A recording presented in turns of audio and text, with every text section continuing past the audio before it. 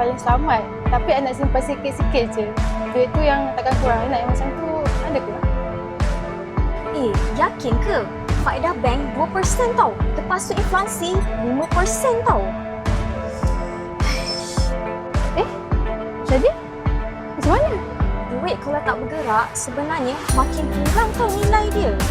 Biarkan duit bekerja untuk anda. Dengan membeli belah dan berjimat, anda boleh kalahkan inflasi. Jom kita cuba apps ni. Boleh jana duit tau. Lepas tu shopping boleh dapat cashback. Best kan? Wah, duit I boleh bertambah. Shopping pun boleh buat duit.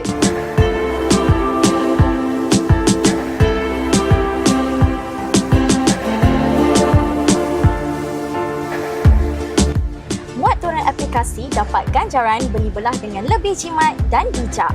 Tambah WhatsApp perkhidmat pelanggan serta platform kami dan mula jana pendapatan tambahan. Jangan tunggu lagi, mulakan sekarang.